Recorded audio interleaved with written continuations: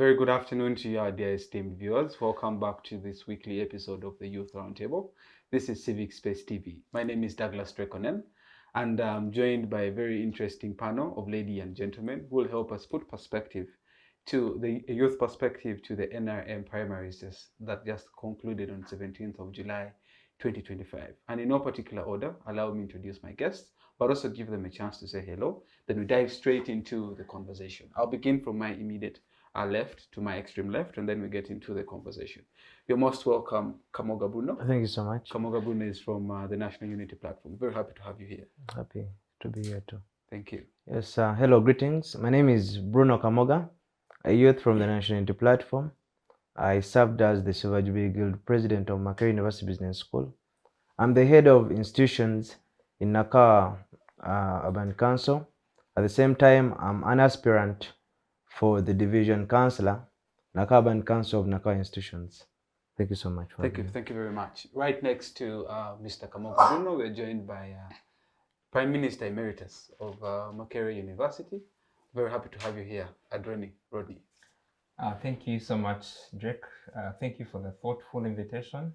This is my first time to appear on Youth Roundtable, and I can't wait to delve right into the conversation and weigh in on the recently concluded NRM primaries and what it will mean in the broader aspect of the general elections that are soon approaching.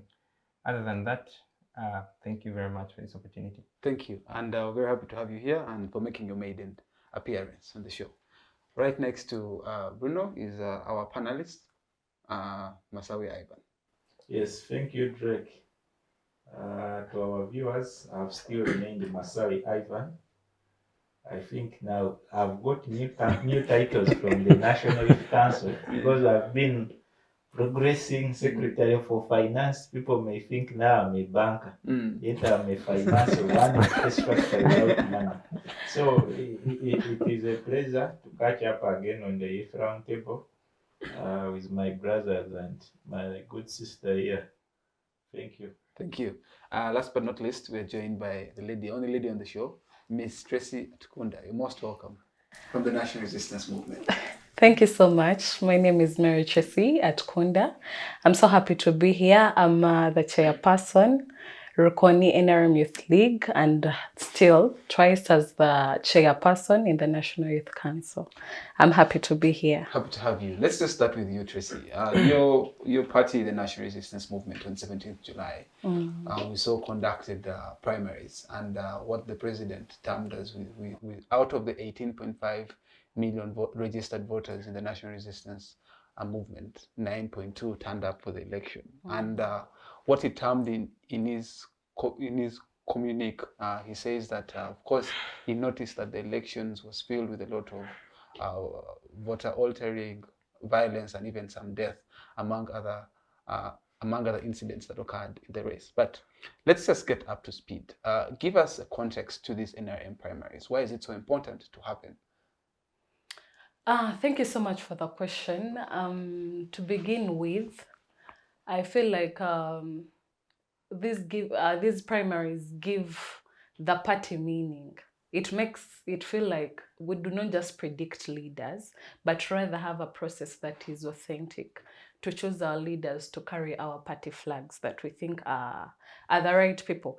And I appreciate the system of not using a ballot and people standing in people's backs, such that there is no betrayal. If you really believe in Drake and you feel like he's the right leader, you show it to the public.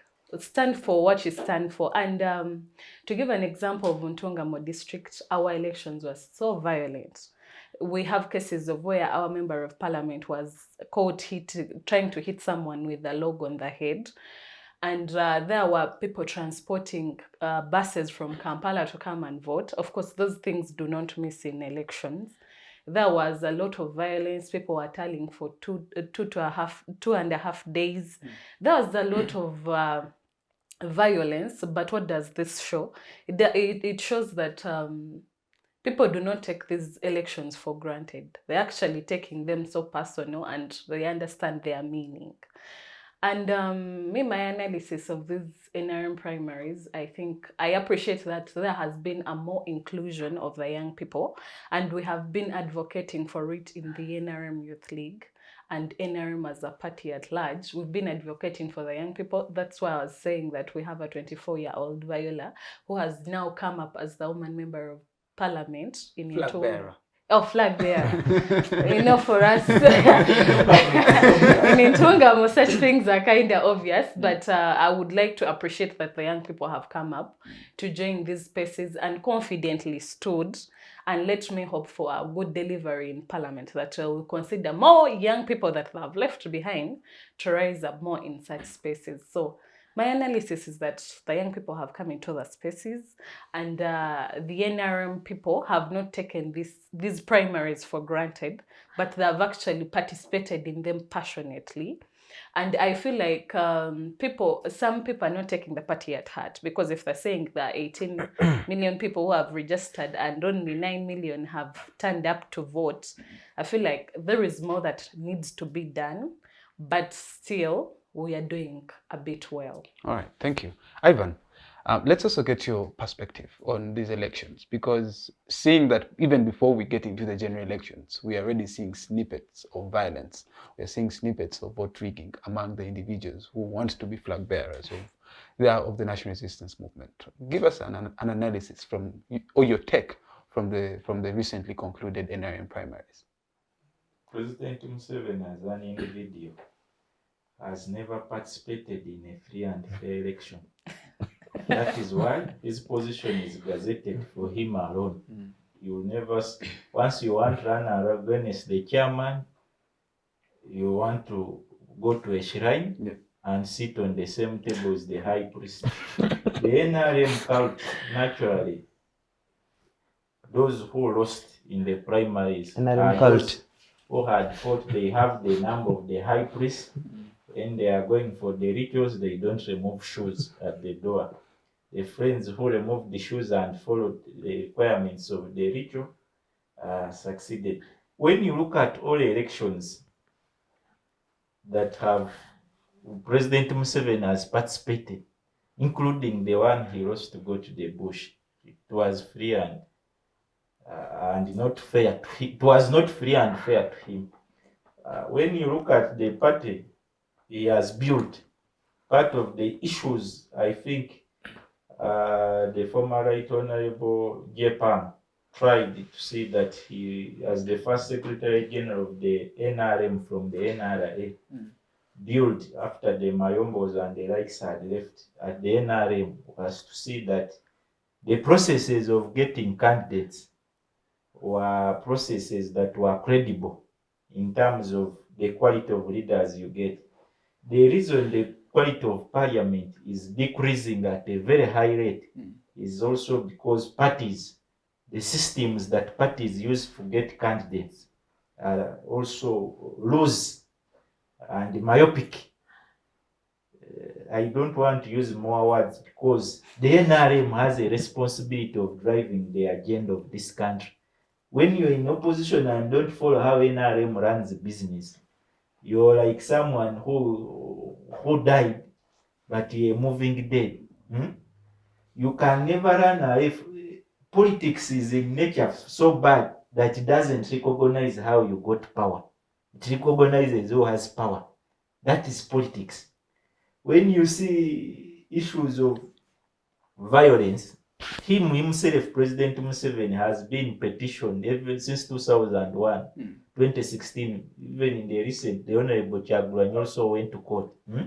It means he cannot accuse those ones complaining the election was free and unfair, as if for him he has ever been in a free and fair elections. I'm a member of the FDC. I first observed an election of NRM primaries as an adult in 2015. When the Honorable Mama Mbabas had left, they were in a crisis of not having a substantive Secretary General then, because Lumumba was just filling a vacuum.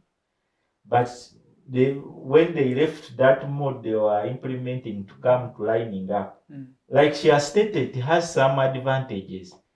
That there is transparency, but there is no transparency. the whole idea of the deep state in NRM is who has the declaration forms will determine who will win. Is why you see there are petitions. But like I told you, there is no election that can be 100% clean. Is why in good faith we congratulate all those who were successful, especially our members here on the panel of the youth roundtable who emerged victorious. We do cordially congratulate them. But when you ask me to give my analysis first, given NRM has both the responsibility to organize the election of 2026, but the kind of way, leadership is funny. It is built on character. But politics, for example, is built on power. The way NRM conducts itself is 70% representation of how Uganda conducts itself, or even 90%, because to show elections are by money. I've told you in Ududa, I saw someone borrow 300 million in a Monday when voting is for Thursday. Thursday reached, that person was already broke and he was the fourth. After borrowing 300 million. On a Monday, I was there physically like this. He was the fourth. The day of voting reached. The transactions that took place last week in this country may have been more than 10 trillion shillings in a week. That is how expensive it is. The increasing violence. But so me, in the letter of the president, I only like maybe the son took Edimutwe to a basement to run Runyankole. Me, I ran through the daddy's letters. There was Kuchenchenura. There was a lot of enough Runyankole words for any non Munyankole to learn Runyankole by reading. So the whole idea of their primaries signifies how we have grown democratically, because as parties under IPOD, we have a responsibility to also contribute through the National Consultative Forum to growing the democratic principles, because we are the number one stakeholder. But if in Ududa, for example, I'll give you a case scenario. One candidate locked people in a classroom to serve them 100K, over 100 people. He gave one to serve their 100K, 1K per each. And this one served himself 2K, they cut off the ear. If you saw that on social media, someone lost an ear because of 1,000 shillings in NRA. Because it has been about money. You assemble people, they line up, you serve 2K. The opponent does the same. People buy saucepans, chairs.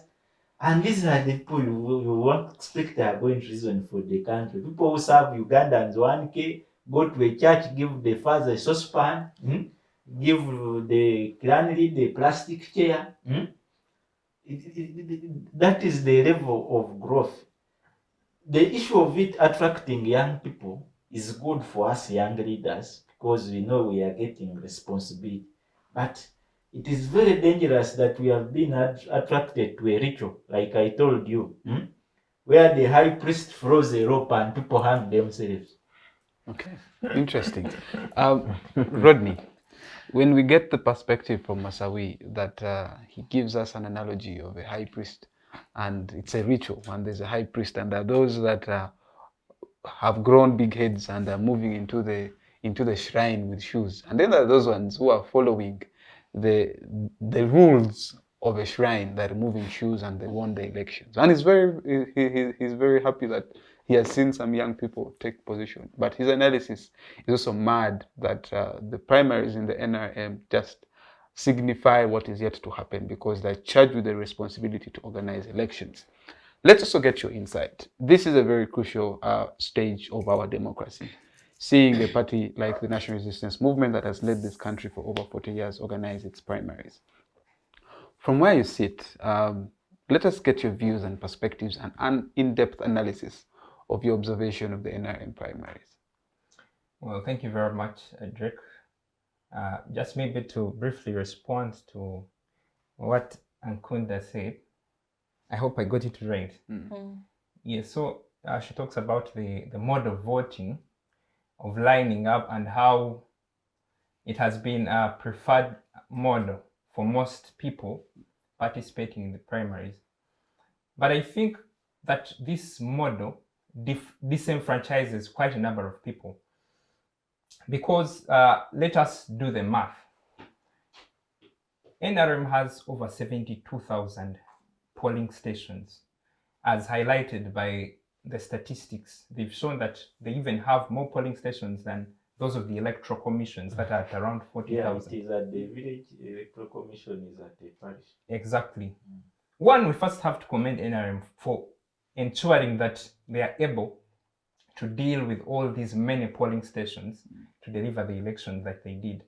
But out of 72,000, you realize that for each of these polling stations, we have agents, we have people manning the election, we have different people pretending over this election. So if we have like 2 or 3 people, and then those people do not participate in this voting process, how many people are we disenfranchising from participating? But also, secondly, there are very many people that do not participate in this process of lining up. And if you actually look closely at most of these videos, people lining up, you realize that the nature of people that are lining up are the wananchi, the market women.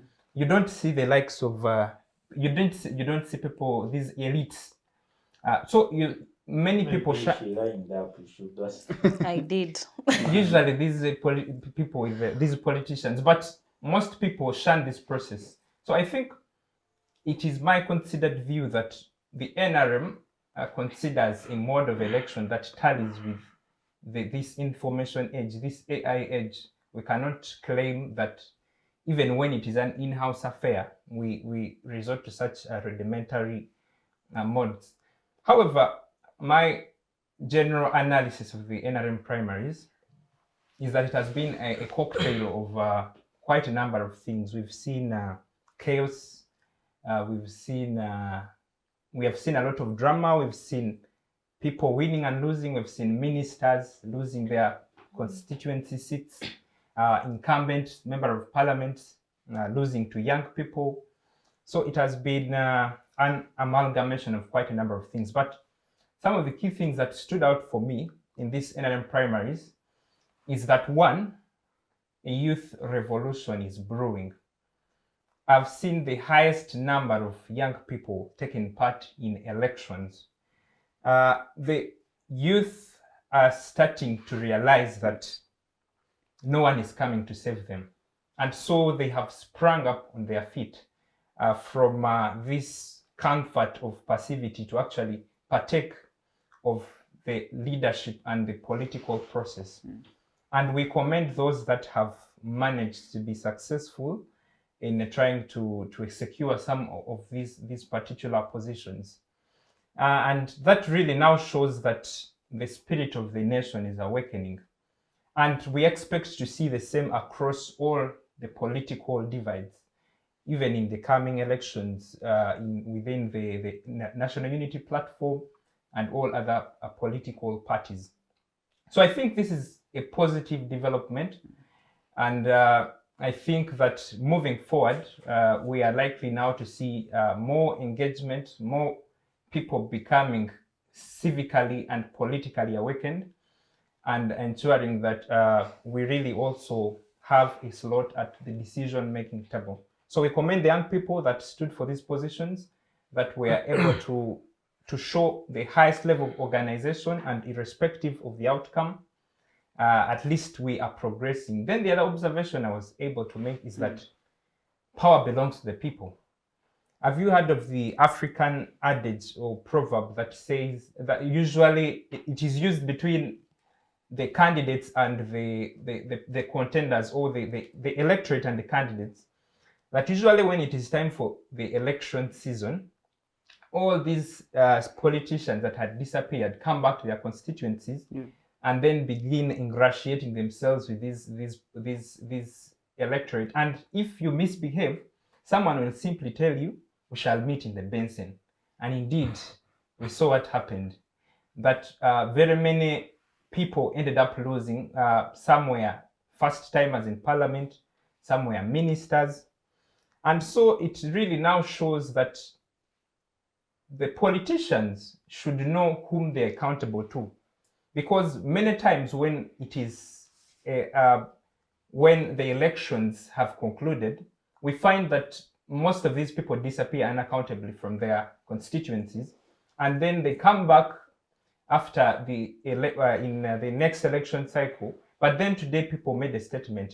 People made a statement and showed that they are accountable to the people, and to ensure that they are always the people and deliver for the people. But also, I observed that there was an increasing level of participation of women in this election.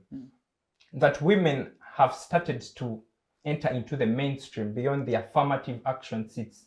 And we see an increasing level of participation. We've seen women ousting, competing with several men and emerging victorious. So I think it's a positive development, given that most of these positions have been the exclusive privilege of men in a society that has been largely patriarchal, and women have been underlooked. And so we are seeing that there is a revolution also in that particular aspect.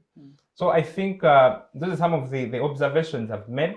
And moving forward, I think that the NRM deserves to be commended for the good work they have done, in part because they've organized an election where we had overwhelming numbers, very many polling stations, but somehow, of course, the election-related violence and all other issues notwithstanding, but I think we can say on a scale of 1 to 10, 4. I could give them a 4. Yeah. All right, interesting. You're very honest, Uganda. That is actually below average. They really deserve the 4. No, but we praise them a lot.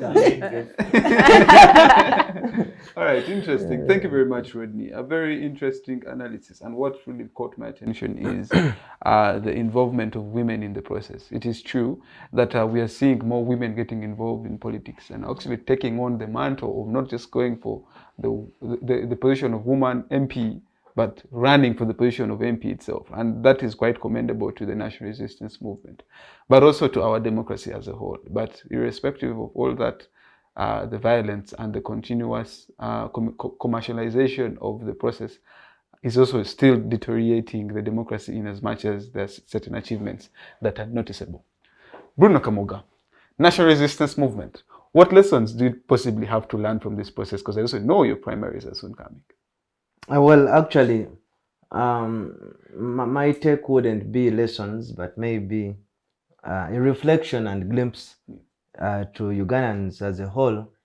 You should note that ever since the transition of the NRM from NRA to NRM, they failed to adopt the principles of political affiliations or political parties. You've noticed that for so long, over the 40 years, their system and also module has been characterized by military. We all know that it is a rebel group, actually, because yes, NRA, it was a rebel group. Their acts since the days when Obote was still here, they would do things, and at the back they would say that it is Obote who did so. So for me, I'm not actually surprised by the actions, because you note that the primaries have been characterized by violence, hooliganism, a lot of unfairness. And of course, we shouldn't be surprised, because this is what they do best. And I think they are just drawing a picture to what we headed for in the 2026 general elections. I'll give you a flashback of the Kawempe North by-elections. You also the JAT, the military that was brought on ground, that even we lost some people. There were a lot of irregularities. You'll note that even the one candidate who was holding the NRM flag came out saying that she was rigged and she went to court. So, and you wonder, so, well, what was held or what occurred and all the occurrences of the NRM primaries are not a surprise to some of us. But maybe this should be a reminder to all Ugandans that everyone must feel the wrath of a regime or unfair system. You'll find that once upon a time, it's one Kamoga or one opposition member who will come out and be like, the system is not fair, the election wasn't fair, but the good news is that even this time round, the fellows noticed it. I was listening to one contender in Bara City South, the one who was against Mwine Mpaka, son to Bright Ramirama.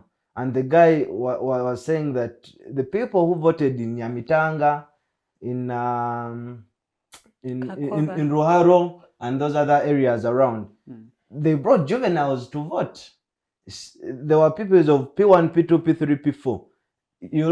You've seen a video of one Otafide who was squeezed in a line with young kids. Otafide was squeezed in a line with young kids. So I don't know what your whatever your rules say or what your constitution says. I don't so much follow your ideology.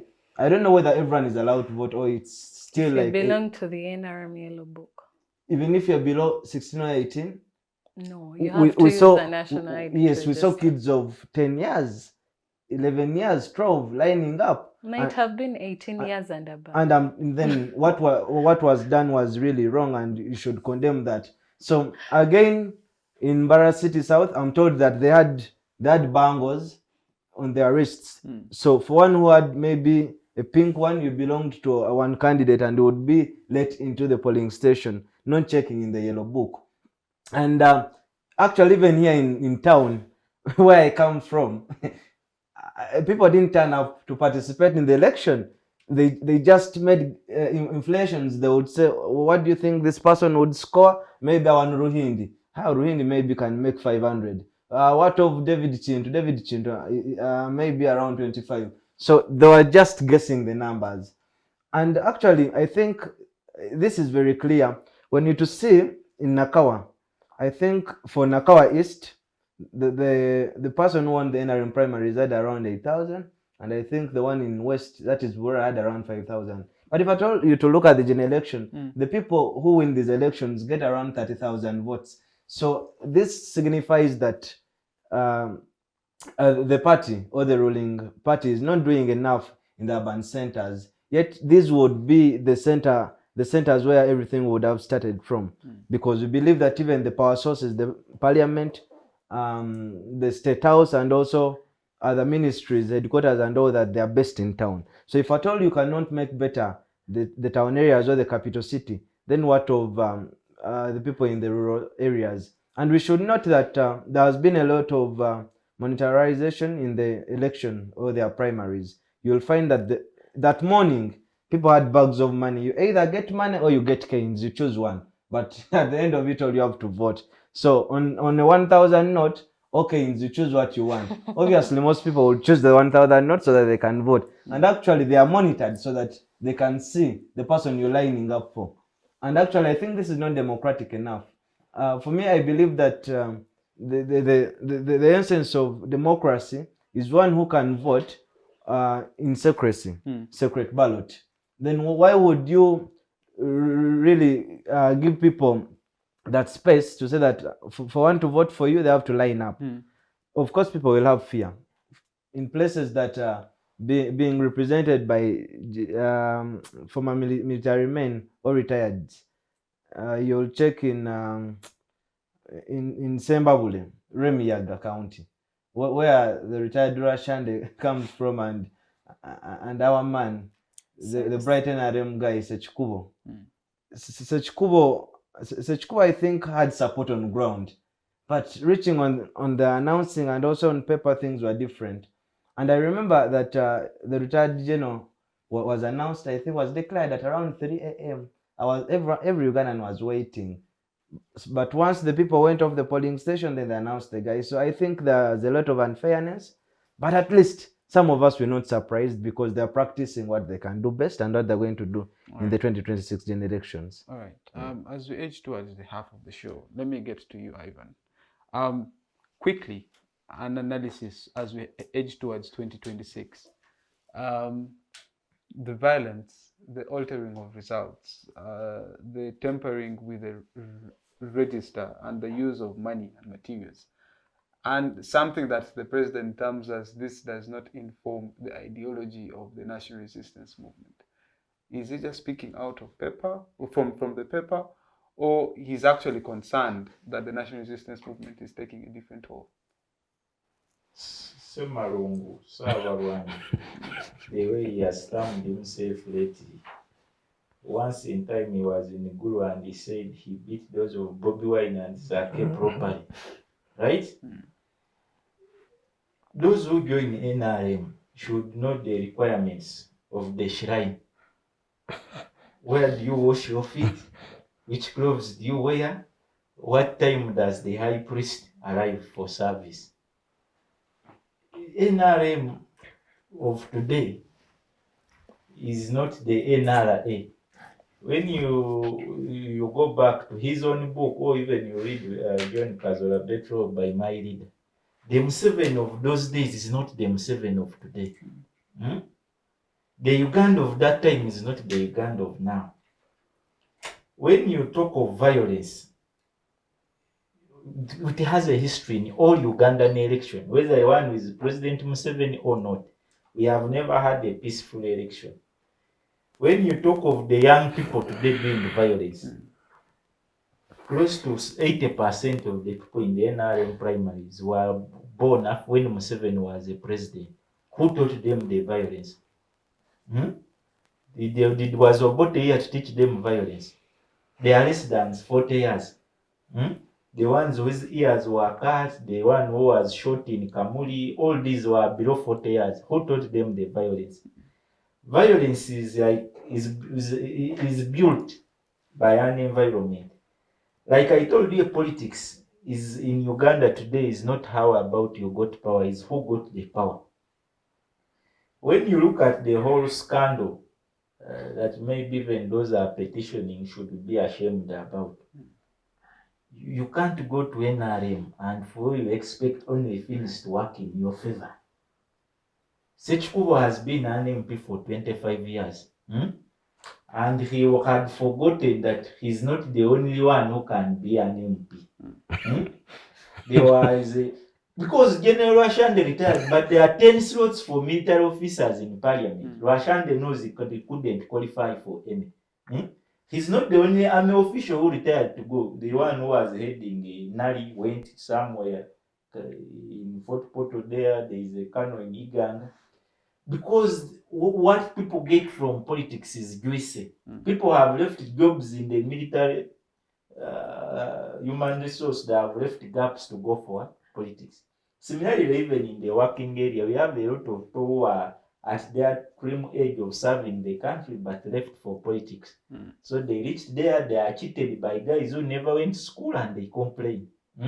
Because some of these people who are filling these declaration forms, this is their only opportunity to milk someone from Kampala. They won't spare you if you don't give them money. They will see you as a threat to their future if they don't beat you up. But what has caused that? Poverty. And what comes with being an MP has been so overglorified. I saw one candidate who has equated results. He only passed out of 4 principal passes, he passed 1. He got 3 fails and passed Kiswahili. But when you see him speaking, spreading saliva all over the camera, you may think he was a very bright guy. Who is that? You will go and see. So the whole issue is a brother to the president. He only passed Swahili. The man from Maogora. Yeah, he's going to parliament and speak saliva the whole room. So the issues we are having in our democracies are as an origin of having long time godfathers of violence, long time breeders of violence still in the system. You can't tell me that those children who are born today learned violence from this primaries. It has been there. They have seen all these tactics of winning elections. You saw the nominations themselves, where a nomination is done in Kampala and an election will be done in the village. That is, at this era of time, I think we should decentralize even nominations of people in all parties, not only NRM, to be done in their subs, in their districts. Because that eases the way people will come to consensus. When you look at everything was stage managed in Kampala, but they send the locals down there to kill themselves. After slaughtering themselves, the they announce one, and those who have remained lame. I've told you, I witnessed, I was in the village, I found a boy lost an ear over 1,000 shillings. They gave him to serve for him, he served themselves as a server 2K. That who missed cut off his ear. It is all over social media, you can go and read. These are characteristics of NRM. Money. So the whole violence is something that you can't blame on President Museveni, but also his followers. They followed him at that time because they were looking for the opportunity he had by being near him. He never pursued them, but they wanted to pursue his money. My brother raised an issue of more women engagement. I think it is not only going to be in the NRM. I think all parties, Bruno can tell you at the NUP, the most vibrant leaders, any party which is progressing normally now are ladies. It is not by accident that in Rwanda 61% are women. The kind of renaissance we took of saying we want to give us affirmative action, no gender, maybe has paid off. When you look at the race for the National Female Youth MP, what those ladies are doing in terms of spending and looking for votes, no gentleman running for a regional MP can manage that momentum. I don't know whether boys we have been raised poorly or we are broke, from but wrong we are families. suffering. We sleep hungry. You find a woman, you can't even date her. So I come back to violence. Violence is taught.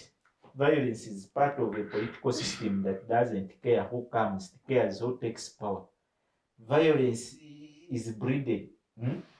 There was a guarantee by the IGP that there will be police officers everywhere. So let him be arrested for lying to the country.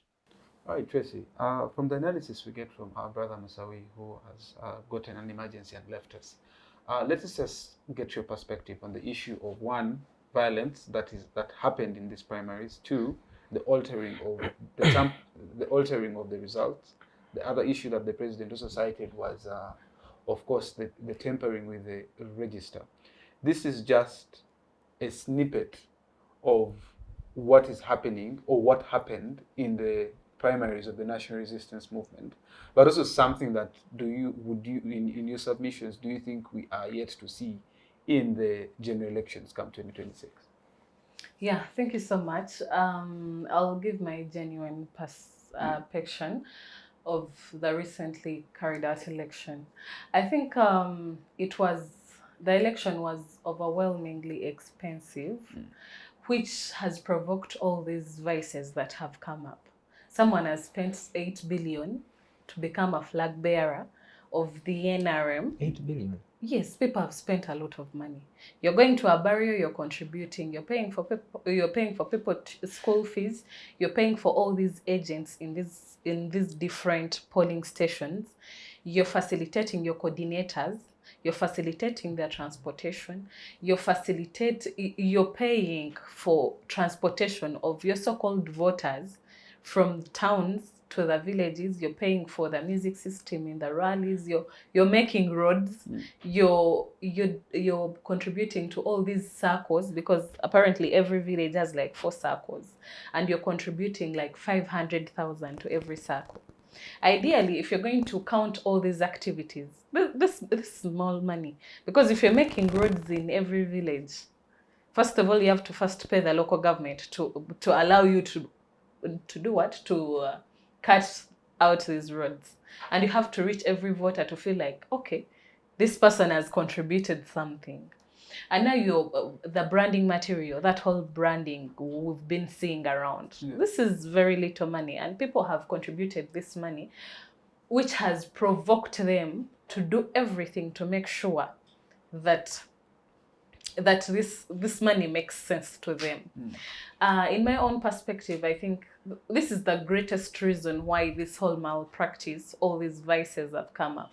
So when someone has contributed all that overwhelming money that is shocking, they have taken loans, probably they have sold a lot of things, they feel like they should go to every extent to... It's a do or die affair. Yes. So which brings up issues of people carrying bombs. Like in Ntungamo, that there was an incident of people who had bombs. Because I will not contribute all this money and I see you joking with my election. You've not been contributing anything. And at the end of the day, you want to transport people who are not even voters. I will not smile with something like that. So, and I think now people have preferences of the people they think should be in parliament. Now these registrars are manipulated. They feel like, I think Drake is my candidate. The night before, you print out and add in people who are not there, who are not in the registers. So incidences that were coming, you wake up and people are seeing new people they don't even know they're related to, who they've never seen them in a certain community or village. And the person is saying, me, I am from here, but I just went to Kampala. And some people are saying, me, I changed. I used to be small, now I'm fat, that's why I look different. And now people are beating them like bad style. So I think this whole thing is brought about by the exhausting, expensive electoral period and the whole election process that provokes people to prove the money they had. They don't want it to go in vain because, of course, there is no way they're going to get that money without going to parliament. Right. And the easiest way is when you're already a flag bearer in societies like ours, you know automatically you're going to do what? Go directly to parliament. Interesting. Rodney, politicized politics, one that is it is greatly affecting the issues that matter and presenting us with leaders who are on the floor of parliament to regain the finances that they invested in an election rather than represent the issues that are affecting the societies. This has largely affected or had an implication on the quality of legislation on the floor of parliament. And more often than not, we have seen flag bearers from the NRM oftentimes side with the government, even on legislation that is controversial to the majority of Ugandans. Understanding political financing and its peak and how it is affecting our democracy. Let's get your take. Well, before I even respond to that, I also wanted to just make a brief comments on the militarization of our politics and what recently transpired in the NRM primaries. And so, according to our Constitution and Public Order Management Act, it is the jurisdiction of our police forces to enforce security within such gatherings, like the NRM primaries. And it is only when they are overwhelmed should they call upon other security forces like the army to augment their peacekeeping efforts under the auspices of the Electoral Commission. So, obviously, in any gathering, chaos is almost inevitable. And so, the reason we are having these peacekeeping forces is to sort of preempt any such occurrences that would culminate in violence, into death of people, into destruction of property. But now also, if we critically look at this election, it was an in-house affair. It was intra-party politics. And just like recently, one Mr. Dombo asserted in one of his interviews that these are elections expected to be a brother running against a fellow brother. So they did not anticipate such some of these confrontations and these acrimonious political relationships between the different candidates. So if it was an inner house affair, then why would you bring the military? Why would you bring the military? And you see, this military has largely contributed to the voter apathy and the despondency, because why would someone leave the comfort of their home to go to an election, to go to a polling station where their security is not guaranteed? Recently, I was being ridden to the university, and I had an interaction with the border guy who was riding me, and we were having these political conversations. And when I brought up that conversation, he said, "Aren't you a spy?" Then he was very worried, and he wasn't comfortable talking about this kind of the election and all that. And I asked him why, and then he told me of the ordeal that he had to face in 2001 when they were taken to the polling station to campaign for a certain candidate, and the police forces, the army, ganged up on them and beat them up, and he sustained injuries that actually he still has injuries up to today. So he told me that now those things of politics, the good thing, it is just one vote. I can do without participating in politics. And so this is the situation that very many Ugandans are contending with. So I think we need to seriously have a conversation about the demilitarization. And very many people have actually come up with all sorts of advocacy in regards to this militarization. But history has been consistent with giving us examples of elections that have never not been militarized. And I think it also goes back to our past turbulent history in the 80s, where elections had been turned into battlegrounds, and ultimately we saw militarization being normalized up to today. But now coming back to your question, I think that leadership generally in our African context is now beyond service, is now beyond delivering for the people. And that is why, if we look at these NRM primaries, we have seen the highest turn-up of people picking nominations. Now, one would ask, why is it that suddenly we have a surge of people trying to secure these party cards? And like she earlier on asserted, that in some constituencies, having the NRM primaries actually gives you 80% chances of winning. And so we've seen over 2,000 people picking nominations, though some did not really stretch up to the election or the election process. Some dropped up in the way, but it shows that people are increasingly becoming involved, and one would question the real intention. And in Africa, it is mainly about the perks and the emoluments that come with these offices. Because recently in the bulletin, in the NBS bulletin, I actually saw some of these perks, and these people have their health insurance covered. They get money for about 20 million, and also the different packages they get for as appreciation for passing some of the controversial bills. And so some people now see it as a do or die. But in my perspective, I think for leadership to deliver to the expectation of the electorate, it has to be less rewarding than it actually is. That is when we shall see people coming out of the spirit of developing community, out of delivering for people in the community. Otherwise, we have seen people leaving very lucrative jobs to come and actually participate in the election, because even generals, retired generals, people have left the army, people have left civil service to come and participate in the election. So this should signal a worrying concern that there is a problem, and politics or leadership should only be a reserve of people that are genuinely interested to ensure that they develop communities. Otherwise, if we continue to have these positions giving out all these emoluments, I'm told MPs get around 50 million per month. So it would become a do or die. We would continue to see all this kind of electoral violence and all manner of diabolical acts to ensure that people secure these offices. Interesting.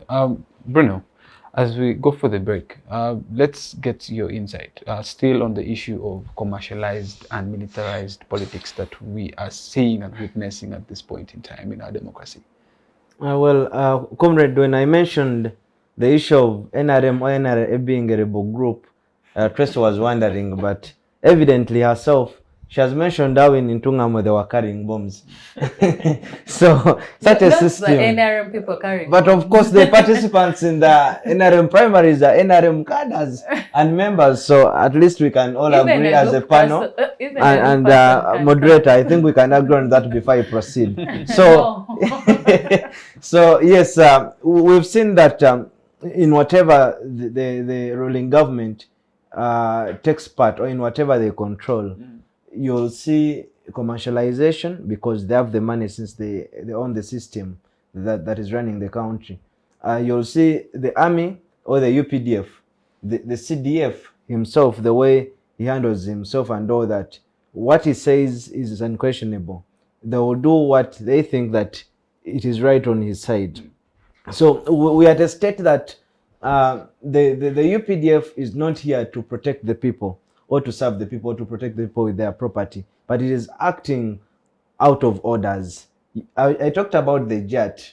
You'll see that when the CDF says that the JAT should go into the Kawempe election or should participate into this, they will do that. You've seen that in the recently concluded structures of the youth and other special interest groups.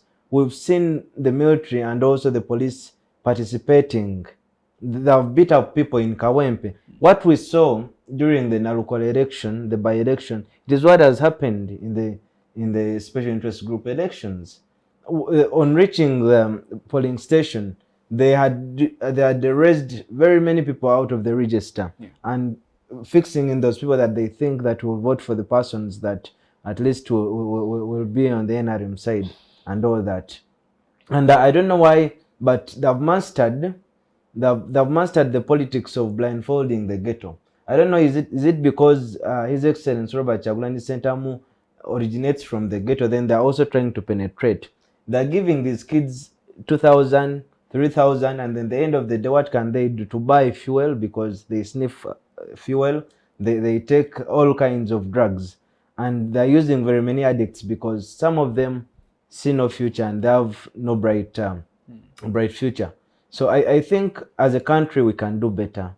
And the commercialization, once politicians take money as the determinant or the decision maker in the process that would be democratic, it means that you have no choice, or you even don't have any authority to question them when they reach into those offices. Once a politician, be it opposition, be it NRM or any other political affiliation, once your vote is bought, meaning that that is the end of it, when they reach there, you will not have the moral authority of questioning them as to why they're not pushing service delivery, or why aren't they legislating in parliament for the benefits of the people that they are representing. So we're going to see this on and on. But then again, I'll also credit the youth, not the NRM, but the youth who have participated in the NRM primaries. I think the wind of change is taking over this country, because it has been a talk of the opposition youth and also other members that the youth should participate in elective politics. Because if at all you think that the people who are in office are wrong, why don't you take on the responsibilities?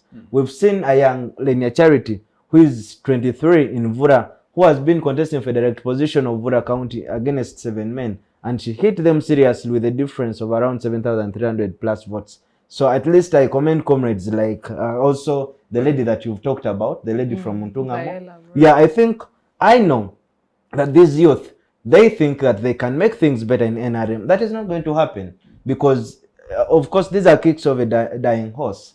And I do believe that they know the generation agenda, of course, because I'm one person who has always believed in the generation agenda, regardless of your affiliation. But I know at one point we shall know that our call and cause is to make this country better. Okay. So I think, Tracy and colleagues, for us, the NUP Youth League is very open, because our agenda should be making the country better.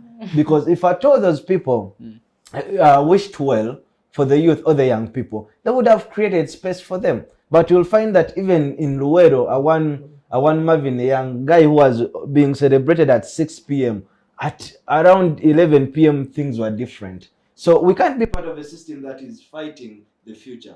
If at all we believe that we the young people hold the future of this country, then why would they be fighting us? So this is a call to you and your colleagues. I've always welcomed you. And of course, we need more youth in Western Uganda. I know you can do good mobilization for us. For us, our offices are open at Kavule, and my inbox is very open. All right, thank you.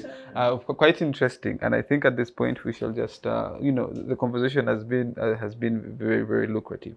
But let's just for a short while take a short break, and be right back. See you in a bit.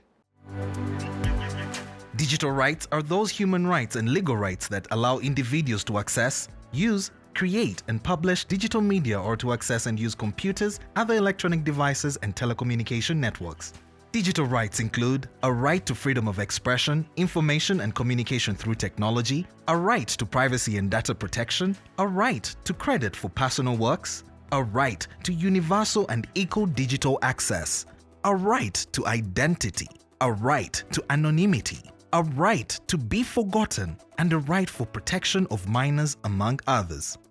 The state's digital rights are frequently violated through various unfair actions, for example, blockage of websites and social networks, theft of credentials, unauthorized use of people's data for personal gain, privacy intrusion, online censorship, arrests and intimidation of online users, internet blockages, and the proliferation of laws and regulations that undermine the potential of technology to drive social, economic, and political development worldwide. It is hence every citizen's responsibility to respect rights of other digital users and to speak out or report to the responsible parties when one's rights are violated. Dear esteemed viewers, welcome back from that break. This is the Youth Roundtable on Civic Space TV. My name is Douglas Drake Onen. Let's get back to the conversation, my dear guests. As before we went into the break, we have been giving a 360 around the NRM primaries, putting a youth perspective or youth view to the question at hand. And we have largely talked about what marred the NRM primaries. But at this point in time, I want us now to expand the conversation because 2026 is just a few months away from now. And we are yet to start seeing, of course, other political parties also organize their primaries and others to go ahead to come up with, of course, come January, we have the general election coming through. So let us now have a quick forecast into the future. We saw, let's, of course, looking at what happened in Kawempe North with the violence that took over headlines, among other issues that happened in Kawempe North. These NRM primaries that recently concluded, special interest groups structures that just ended. Let's now have a look in the future, 2026. Rodney, your view, because current events or current happenings showcase that 2026 is most likely to either signify the status quo in terms of high commercialized politics, militarization of the process. We are also seeing a lot of illiteracy among the voters, among others. So let us get your forecast into 2026. What do we opt to expect? So first of all, I think based on the recently concluded primaries, we are likely to see more of internal tensions and divisions within the NRM itself as a party. And based on what we've seen, based on the assessment from some of the hotspots, for example, in Rwemiyaga, in the Rwanda, in Mubende, most of the people that lost are dissatisfied. They have expressed disgruntlement with the whole process, dismissing it as sham, vote rigging, the registrars. We've seen very many complaints. We saw the Honorable Setikubo trying to expressing his disillusionment over the intimidation of his voters. So, and many cases like that. So, very many people are dissatisfied. And recently, the party came out to constitute an elections petition tribunal and also a reconciliation committee.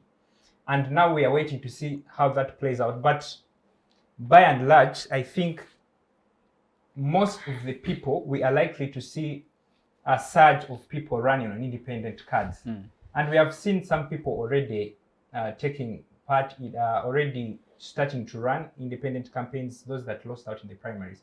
Recently, a friend shared with me and he told me that usually after the primaries is when we start to see a proliferation in a number of people using clocks, hose, those that have dropped out of the primaries. So I think this is something that the NRM should critically analyze and be deliberate about coming up with a decisive solution on how they are going to go about it. Otherwise, there are some parties like the National Unity Platform in the recently concluded elections, or the FDC, the ANT, that historically have been known to absorb these defectors from these parties, those that have been dissatisfied. And so they strategically capitalize on many of these circumstances. And we see that there are areas in the past where NRM has been having as strongholds, but because of the internal party divisions, we see that the opposition leaders tend to capitalize on them, and then NRM ends up losing, not because it doesn't have support, but because of the polarization within the party. So I think that is something moving into the 2026 election, that we are likely to see a surge of independent candidates and also defectors.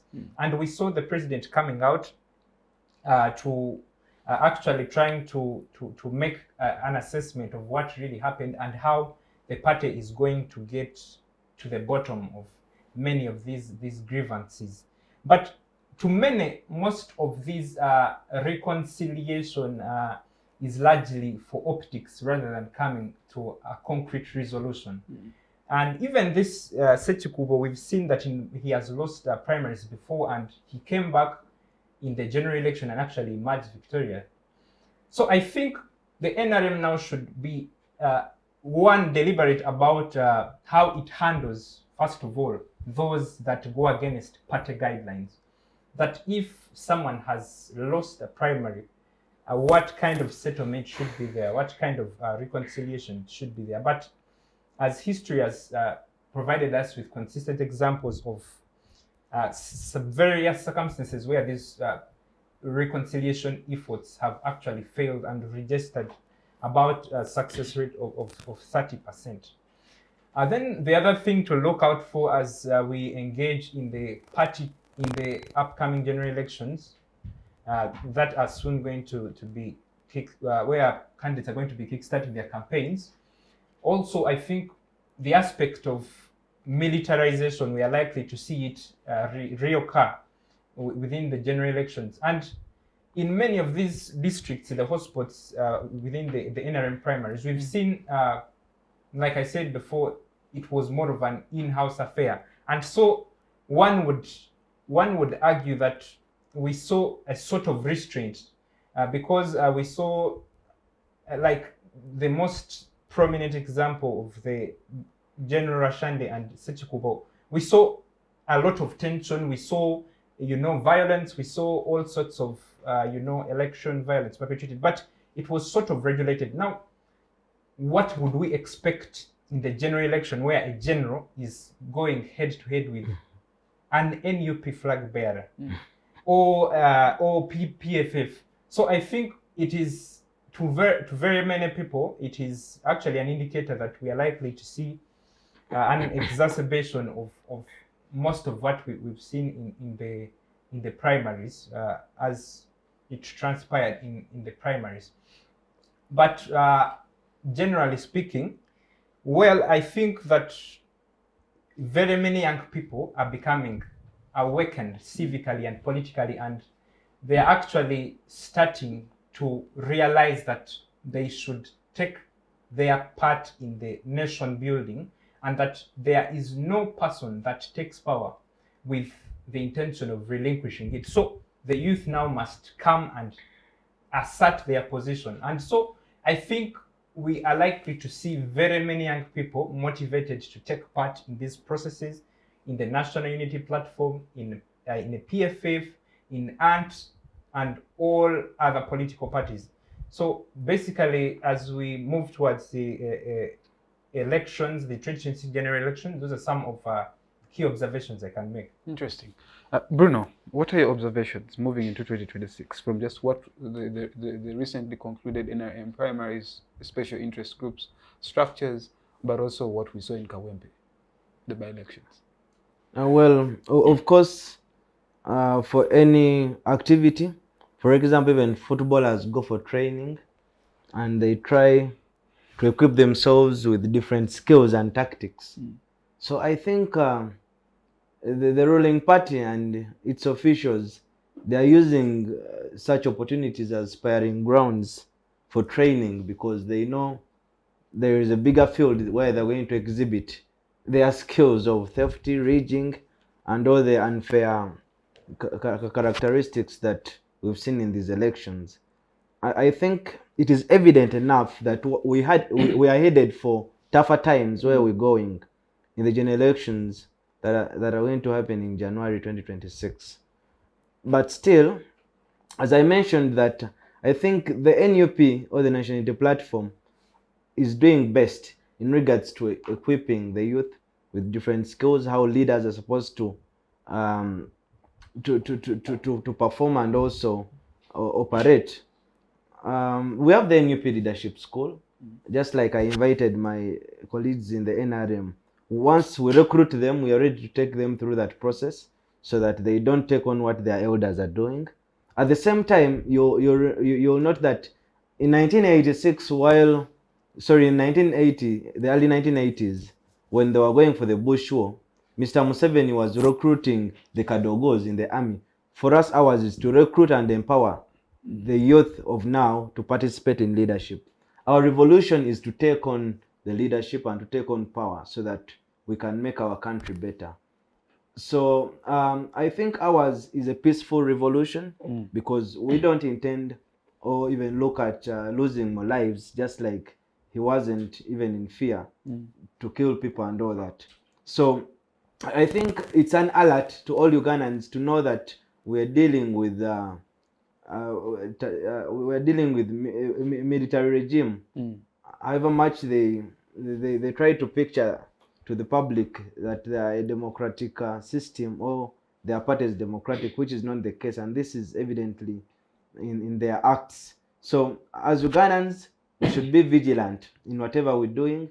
Even the participants, you should be careful, because we hope to see more abductions, because we've seen people who have been abducted, yet there is a proper way of taking those that are believed to have done any crimes. We've seen the likes of Eddie Mutre that have been abducted and taken to the basement. We've seen the likes of Bobby Young up to now.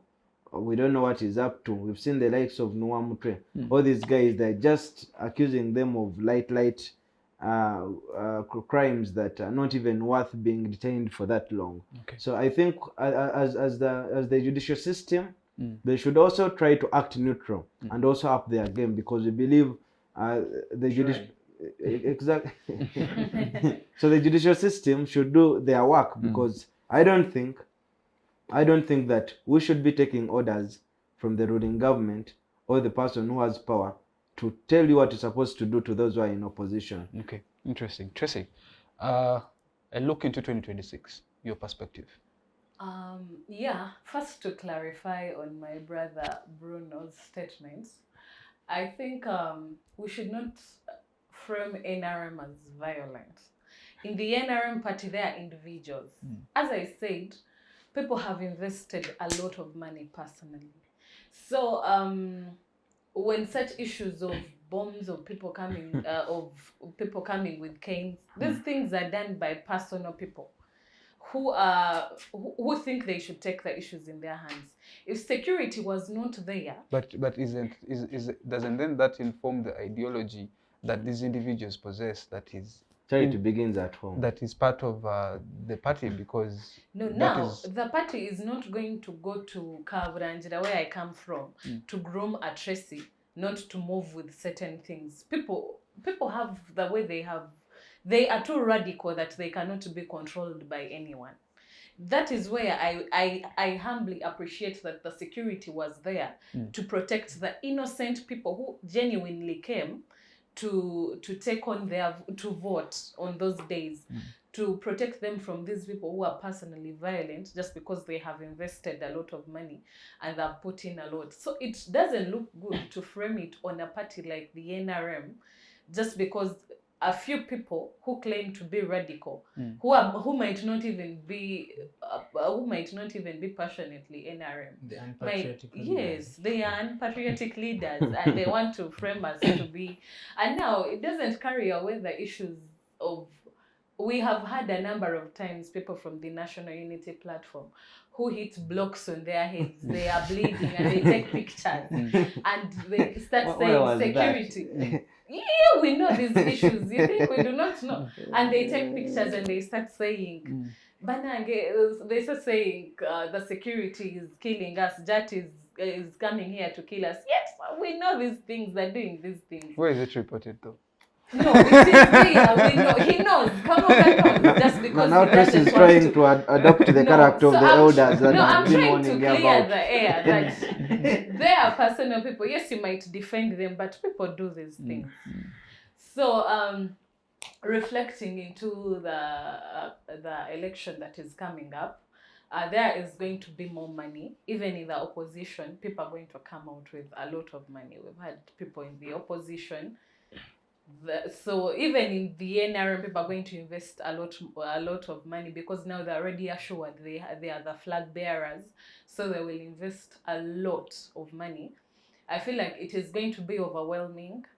There are people who are going to enjoy the 2,000 and the 1,000, and they will not, of course, ask for any accountability tomorrow.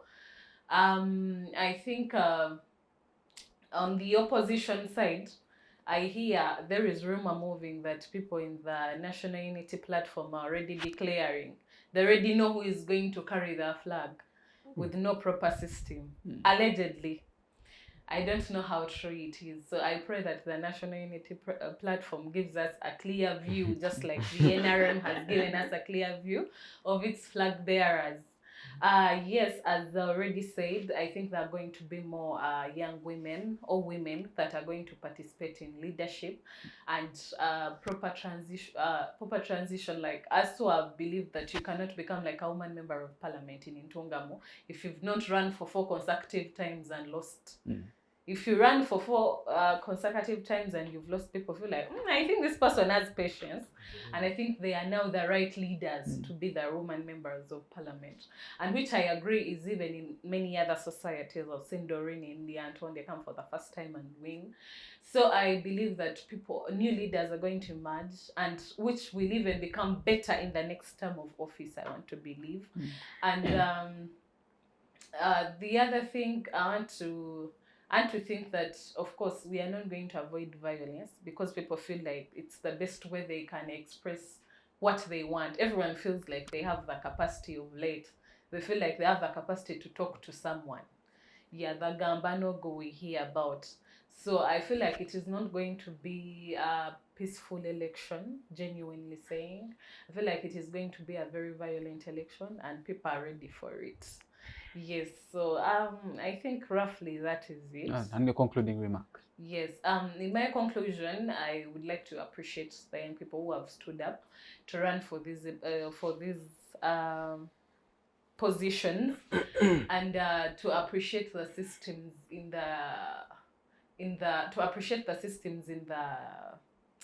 the youth leagues. Now the NRM youth league did not have a structure last time. They did not carry out the election because of the COVID-19. But now leaders are coming up. We are going to vote again. And I appreciate that people who have not implemented, actually, Ugandans are now starting to understand these things. You know, they used to push us. They are like incumbents. We had that perspective of incumbents have to win again, but now people are now realizing that okay, if you do not deliver, step down, and someone is coming up. An example of Mbarara City North, they have never brought an incumbent back to parliament. Serve 1 term, leave. Serve another term, leave. And which is an example in Kavari. In Ruchiga, you serve 1 term and leave, and I beg that Ugandans adopt that, such that when someone is in a term of office, they know they have to deliver. If you deliver, maybe they give you a 2nd term. If you do not step down, we try out other people. And to me, I feel like Uganda is moving to another level if we keep on in such systems and improving such things that we have been advocating for, talking about them every now and then, and now at least a few things are being implemented. To me, I feel like these roundtable talks are not in vain. Actually, there are people out there who are listening and implementing them. Interesting. Thank you so much. Rodney, your concluding remark. I think that the NRM primaries have divulged a lot of systemic weaknesses within the party, but also what transpires within the party is a representation of our larger democracy. So I think for us to solve the problem, to find a sustainable solution to this violence, I think deliberate effort has to be made by the party leadership to address these weaknesses. Otherwise, we shall continue to advocate for peace, but to no avail. So I think it now is incumbent upon the party leadership to address such weaknesses within the registrars, to address the issue of monetization. We've seen on live TV people giving out money, and we are now waiting to see how the party is going to deal with these people, and also those that go up against the party rules and the guidelines. So I think we need to now attack the issue at its core, rather than talking about things that are really trivial. But in closing, I really want to appreciate Civic Space for creating these platforms to have these conversations going. And it is important that these conversations continue, because they awaken the spirit of the nation. Very many people tune in to listen in to what young people have to say, and we are getting awakened. And to the young people out there that are listening in, I call upon us to learn and to develop a sort of intellectual immunity. We need to learn to immunize our minds by developing an intellectual resistance towards any such kind of negative influence and manipulation that would otherwise misguide us into partaking in election-related violence, in accepting bribes, and taking part in all sorts of disagreeable behavior. And I want to call upon each and every one of us to unceasingly apply pressure to our leaders in a calm and organized manner, but with such clarity that it will open the eyes of our leaders to act in our best interest. Otherwise, if we risk becoming complacent and in comfort, we shall have served our future to politicians on a platter, and they will feast and dine on it. I thank you very much. Thank you. Bruno, your concluding remarks, my brother. Well, dear viewers and colleagues, the National Unity Platform is a part of hope that embodies all the principles and virtues of leadership, and also what brighter Uganda, the Ugandans would yearn for.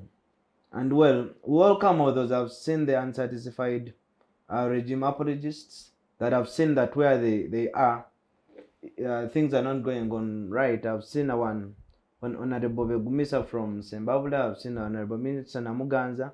They voted to stand using the clock symbol, which wouldn't be right. If at all have been defeated or the system wasn't fair, for us, we welcome them as they go through mentorship. and at least after the mentorship, we can at least recruit them in the next cohort of our aspirants. And at the same time, I would like to also thank Civic Space for giving us this platform so that we can air out the views of the young people on behalf of the young people.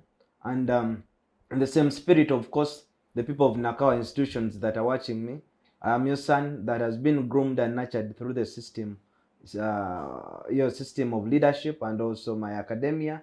Please send me so that we can make things better. I know we don't have much problems since our leadership has been already in the right hands, but I'm still here to make things more better.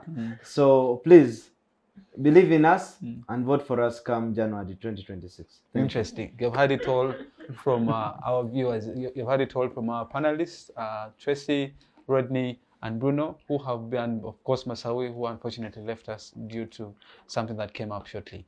But thank you all to our dear esteemed viewers for following the Youth Roundtable on Civic Space TV. Please do click the subscribe button, but also make your comments where necessary. This conversation is not or could not be possible without your viewership, but also to you who always follows us. But also to the Center for Constitutional Governance for creating the platform for young people to air out their views. Asante sana. But also to the Production crew, Paul and Brittany, for making this possible. Thank you. Otherwise, my name is Douglas Onen. See you next week, same time, same place. Bye-bye.